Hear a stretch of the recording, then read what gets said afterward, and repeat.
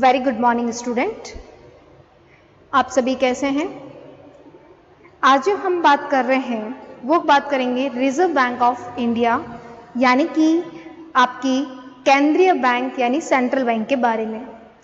देखिए, previous video में हम लोगों ने जो बात की थी रिजर्व बैंक के बारे में, उसमें हमने दो डेफिनेशन देखा, साथ ही साथ हमने देखा कि आरबीआई का हिस्ट्री क्या है, आरबीआई की कैसे एस्टैब्लिश हुआ, ठीक है। उसके बाद में हमने उनके चेयरमैन जो थे वर्तमान में और पहले चेयरमैन कौन थे उनके बारे में बात की, यानी ओवरऑल आरबीआई की जो हिस्ट्री होती है उसके बारे में डिस्कस किया। साथ ही हमने आरबीआई के कह सकते हैं कि उसके फंक्शन क्या होते हैं उसके बारे में भी हमने बात की। आज जो हम आरबीआई का पार्ट 2 यानी कि रिजर्व बैंक ऑफ इंडिया,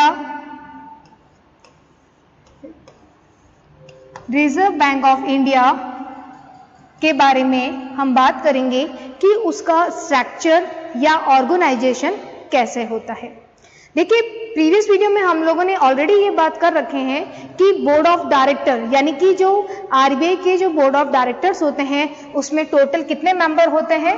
21। ये आपको याद रखना है, ठीक है।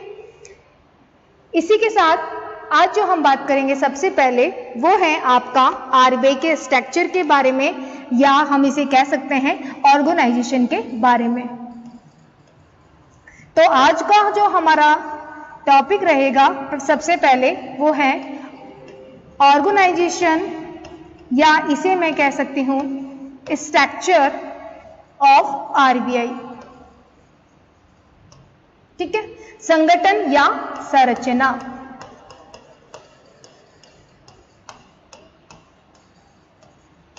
आरबीआई की, ठीक है। यहां पे हम अगर सबसे पहले बात करें तो सबसे पहला आपका आएगा गवर्नर, यानी कि अभी प्रेजेंट टाइम में कौन है? शक्तिकांत दास, ठीक है। सेकंड आपके रहेगा डिप्टी गवर्नर। ये एग्जाम में आपको स्ट्रक्चर बनाने का क्वेश्चन आता है, आरबीआई का स्ट्रक्चर बनाइए, तो उसके लिए आपको ध्यान रखना है सबसे पहले गवर्नर, उसके बाद डिप्टी गवर्नर, उसके बाद में executive governor,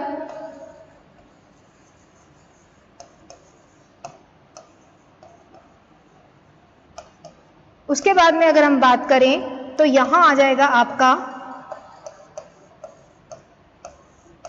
principal chief general manager.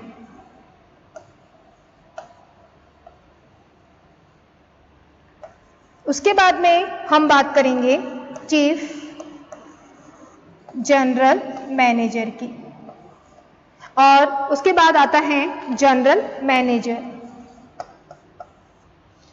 ठीक है। जनरल मैनेजर के बाद में अगर हम बात करें इस स्ट्रक्चर की आगे, तो जनरल मैनेजर के बाद में आएगा आपका डिप्टी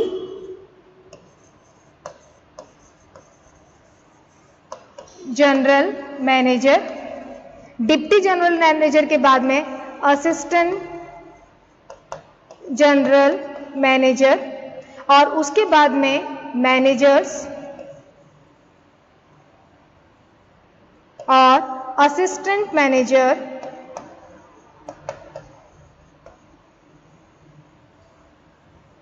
और उसके बाद में जो भी सपोर्ट स्टाफ होते हैं वो सारे इसमें आएंगे।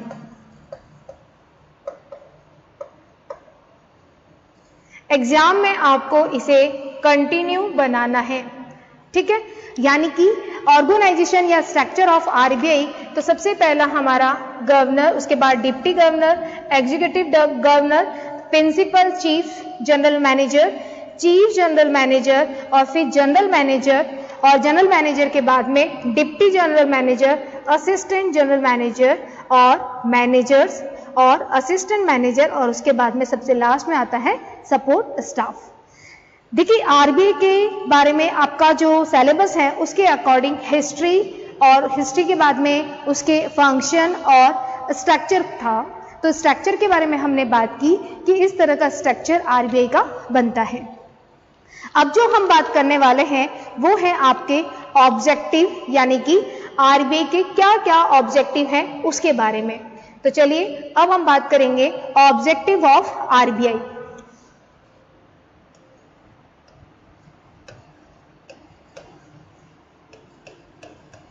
ऑब्जेक्टिव्स ऑफ आरबीआई, यानी कि आरबीआई के क्या क्या उद्देश्य होते हैं उसके बारे में। सबसे पहला अगर हम बात करें तो उसका सबसे पहला काम होता है या उद्देश्य होता है कि वो क्यों स्थापित हुई है, to regulate the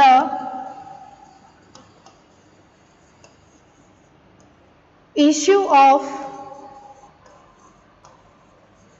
bank notes, यानी कि जितनी भी करेंसी आपकी इश्यू होती है, आपकी निगमन होती है, उन करेंसी को रेगुलेट करता है, यानी कि उनका नियमन करता है।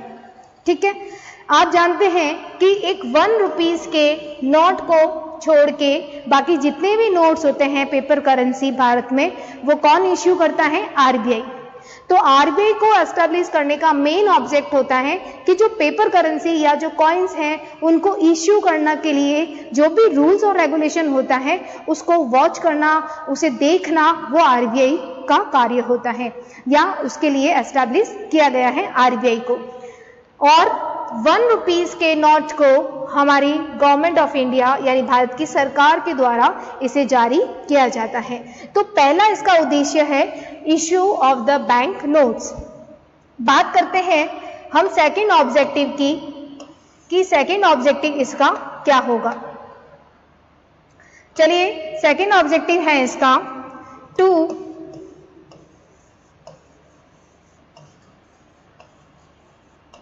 मेंटेन प्राइस स्टेबिलिटी, यानी कि कीमत में स्थिरता। आप सभी जानते हैं कीमत में स्थिरता का मतलब होता है कि आरबीआई का सबसे बड़ा काम होता है कि जो भी हमारे यहाँ बाजार में जो वस्तुएं हैं उसकी प्राइस में स्थिरता बनी रहे, उसकी कीमतों में स्थिरता बनी रहे।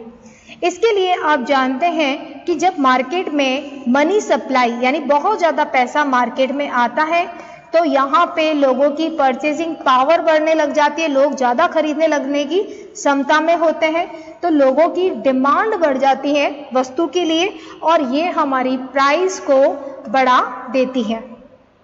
ठीक है, इसी तरह से अगर मनी सप्लाई मार्केट में कम है, यानी कि आपकी मनी सप्लाई नहीं है मार्केट में, पैसा कम है, तो सिंपल है कि लोगों की परचेजिंग पावर यानी क्रय क्षमता कम हो जाएगी, लोग कम खरीदेंगे।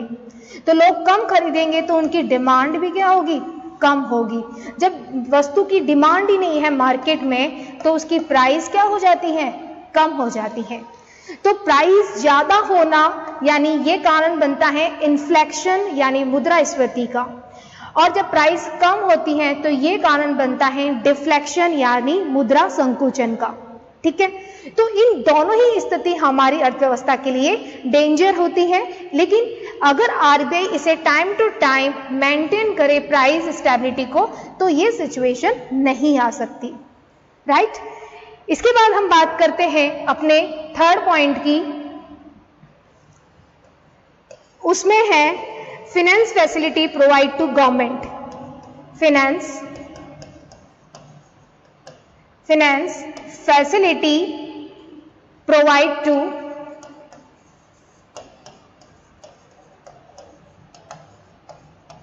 गवर्नमेंट।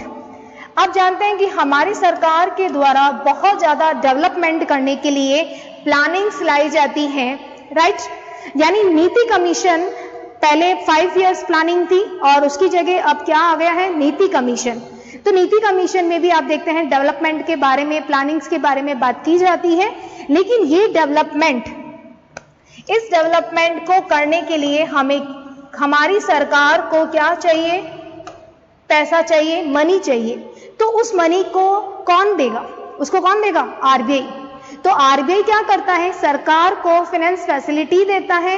किस लिए देता है, देश के विकास के लिए, राइट। जैसे फॉर एग्जाम्पल अभी हमारी सिचुएशन है, कोविड-19 की सिचुएशन से हम फेस कर रहे हैं, सबको दिक्कत आ रही है, तो वहां पे आरबीआई सपोर्ट कर रहा है गवर्नमेंट को ये फैसिलिटी दे रहा है, फंड फैसिलिटी दे रहा है, ताकि वो पब्लिक का अच्छे से वेलफेयर कर सके या उनके लिए बेटर प्लानिंग ला सके। तो ये था हमारा थर्ड ऑब्जेक्टिव ऑफ आरबीआई। बात करते हैं फोर फैसिलिटी की। फोर क्या ऑब्जेक्टिव हो सकता है आरबीआई का, वो है क्रेडिट फॉर इंडस्ट्रियल सेक्टर्स, और स्पेशल ये दे रखा है एग्रीकल्चर के बारे में, ये आपको ध्यान रखना है। यानी कि क्या कर रहा है, औद्योगिक क्षेत्र में उधार की सुविधा दे रहा है, और ये स्पेशल किससे दी जाती है, जो एग्रीकल्चर है उसके बारे में। आपको ये पता होगा कि आरबीआई ने एक रूल्स रेगुलेशन बना रखा है कि अगर कॉमर्शियल बैंक है, वाणिज्यिक बैंक है, तो उसे अपने 40% को किसके लिए देना होगा, एग्रीकल्चर सेक्टर के लिए। और इसी तरह से अगर वो रूरल बैंक है, ग्रामीण बैंक है, तो उसका जितना भी लोन होगा वो 75% देना होगा एग्रीकल्चर सेक्टर को, राइट, कृषि क्षेत्र को, जिससे एग्रीकल्चर सेक्टर है वो डेवलप कर पाए, ठीक है। और एग्रीकल्चर सेक्टर अगर डेवलपमेंट होगा तो आपको पता है कि हमें बेटर रॉ मटेरियल मिल पाएगा, इंडस्ट्रियल जो सर्कल है वो अच्छे से चल पाएगा। तो ये इसका थर्ड ऑब्जेक्टिव था, सॉरी फोर्थ ऑब्जेक्टिव था। अब हम बात करते हैं फिफ्थ ऑब्जेक्टिव की,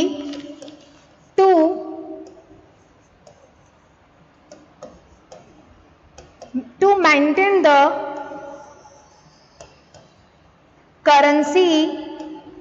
करेंसी भी कह सकते हैं हम, क्रेडिट भी बोल सकते हैं, ठीक है।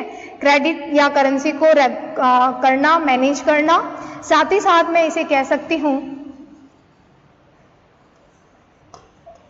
रेगुलेट का मतलब हो गया कि उसके लिए नियम बनाना, ठीक है। रेगुलेट फॉरेन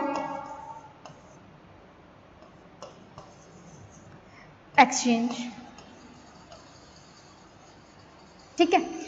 यानी कि आपके देश की करेंसी को, क्रेडिट को पूरा मेंटेन करना, साथ ही साथ फॉरेन एक्सचेंज को भी रेगुलेट करना। आप जानते हैं कि जब हमें कोई भी हम इंपोर्ट करते हैं, कोई भी देश में अगर बाहर से इंपोर्ट यानी कि हम कुछ सामान मंगा रहे हैं, आयात कर रहे हैं, जब भी हम बाहर से आयात करेंगे तो हमें उसका पेमेंट देने के लिए कौन सी करेंसी चाहिएगी, फॉरेन करेंसी। तो ये फॉरेन करेंसी हम आरबीआई से ले सकते हैं, ठीक है। तो ये ध्यान रखना है कि देश की यानी इंटरनल करेंसी को भी कंट्रोल करता है, साथ ही साथ फॉरेन एक्सचेंज को भी कंट्रोल आरबीआई करता है। ये बहुत इंपॉर्टेंट ऑब्जेक्टिव है आरबीआई का। अभी हमने बात की इन्फ्लेक्शन और डिफ्लेक्शन की, यानी मुद्रास्फीति और मुद्रा संकोचन की। तो इन स्थितियों को कंट्रोल करना भी क्या कहलाता है, क्रेडिट कंट्रोल कहलाता है। और क्रेडिट कंट्रोल में आप जानते हैं कि जब बहुत ज्यादा क्रेडिट बढ़ जाती है या बहुत ज्यादा पैसा मार्केट में होता है, तो आरबीआई अपने इंटरेस्ट रेट्स को क्या कर देता है, इंक्रीज और डिक्रीज करके इसे कंट्रोल करता है। ये आपको ध्यान रखना है। यानी क्रेडिट को कंट्रोल करने के लिए वो इंटरेस्ट रेट को बढ़ा भी सकता है और कम भी कर सकता है, जिसमें आप जानते हैं बैंक रेट हो गया आपका, साथ ही साथ रेपो रेट है, ठीक है, रिवर्स रेपो रेट हो गई। तो इन सबको रेट को वो क्या करता है, सिचुएशन के अकॉर्डिंग बढ़ा सकता है और कम कर सकता है, और क्रेडिट कंट्रोल वहां पे कर पाएगा, जिससे कि ज्यादा ना तो महंगाई हो देश में और ना मंदी की स्थिति आए। तो ये काम भी कौन करेगा, आरबीआई करेगा। साथ ही साथ फॉरेन एक्सचेंज को जो है वो भी कंट्रोल कौन करेगा, ऑब्जेक्टिव किसका रहेगा कंट्रोल करने का, आरबीआई के पास में, राइट। नेक्स्ट इसका फंक्शन है, नेक्स्ट अगर हम फंक्शन की बात करें तो इसका होता है systematic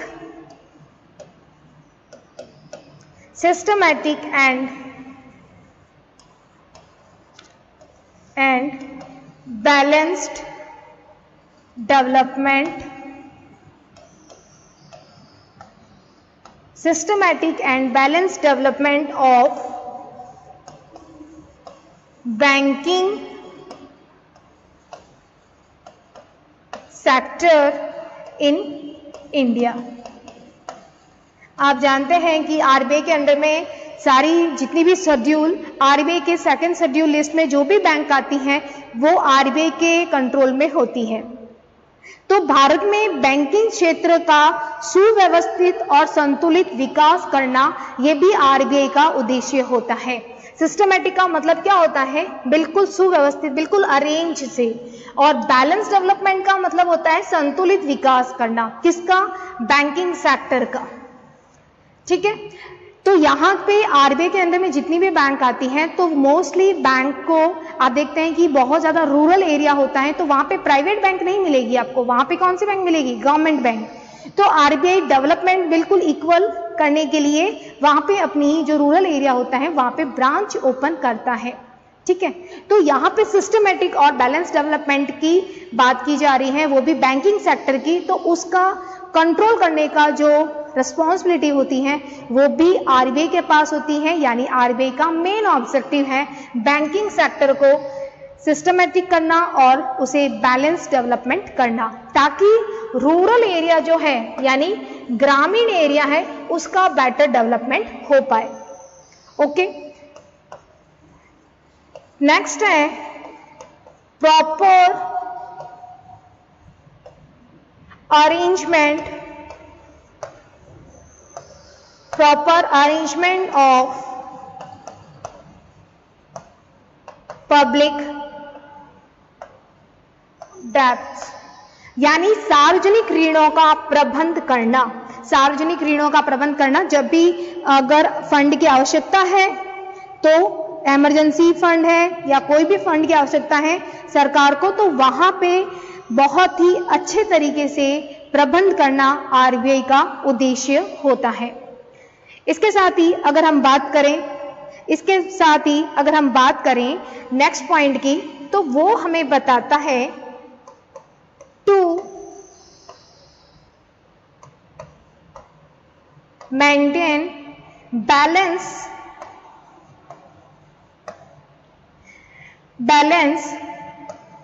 between demand and supply, यानी कि जो भी आप देख सकते हैं कि डिमांड, मांग और पूर्ति में संतुलित विकास करना। यानी कि अभी हमने बात की थी कि जब मनी फ्लो ज्यादा हो जाए मार्केट में तो क्या होगा, मनी फ्लो कम हो जाए तो मार्केट में कैसी स्थिति आएगी, यानी कि दोनों ही टाइम पीरियड खराब होते हैं देश के लिए। यानी बूम पीरियड आता है, ज्यादा बूम पीरियड, यानी अगर हम टॉप पे पहुंच जाते हैं महंगाई, तो बहुत ज्यादा महंगाई बढ़ जाती है। अगर हम बॉटम के पास आ रहे हैं, यानी कि हमारे देश में रिसेशन टाइम पीरियड है यानी मंदी है, तो वो भी अर्थव्यवस्था के लिए गलत बताई गई है या फिर हम कह सकते हैं डेंजर बताई गई है। तो दोनों ही स्थिति अर्थव्यवस्था के लिए बेकार है। उसको कंट्रोल करने का काम हम किससे करेंगे? आरबीआई के ऑब्जेक्टिव में हमने देखा कि कैसे आरबीआई डिमांड और सप्लाई बेस पे इन दोनों कह सकते हैं स्थितियों को कंट्रोल करता है। ठीक है, अगर हम अब लास्ट पॉइंट की बात करें कि लास्ट पॉइंट और क्या हो सकता है, तो देखिए एस्टैब्लिशिंग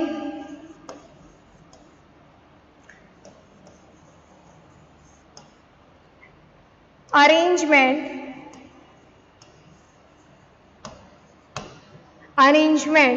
ऑफ एस्टैब्लिशिंग, या हम कह सकते हैं इसको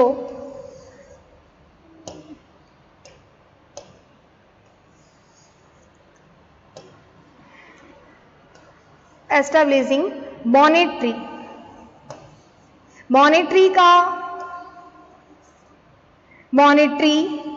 कॉन्टैक्ट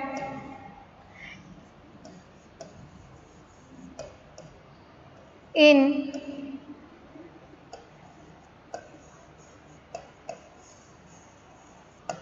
different कंट्रीज। ये लास्ट ऑब्जेक्टिव है हमारे आरबीआई का, यानी कि विभिन्न देशों में मौद्रिक संपर्क स्थापित करना। देखिए यहाँ पे हम देख सकते हैं कि जितने भी करेंसी, अगर हमें फॉरेन करेंसी देनी है या कहीं पर भी सरकार को जो भी इन्वेस्टमेंट करना है, तो उसमें आरबीआई ही क्या करता है, उसे मैनेज करता है, यानी कि मॉनेटरी सिस्टम को रखता है। ठीक है, यानी कि हमारे अगर बीओपी को यानी बैलेंस ऑफ पेमेंट को सही करना है, उसे इक्वल करना है, उसे बैलेंस में लेके आना है, तो आरबीआई के ही सपोर्ट से हो पाता है। तो आरबीआई के द्वारा ही मॉनेटरी कॉन्ट्रैक्ट बनाए जाते हैं जितने भी देश हैं उसके साथ में।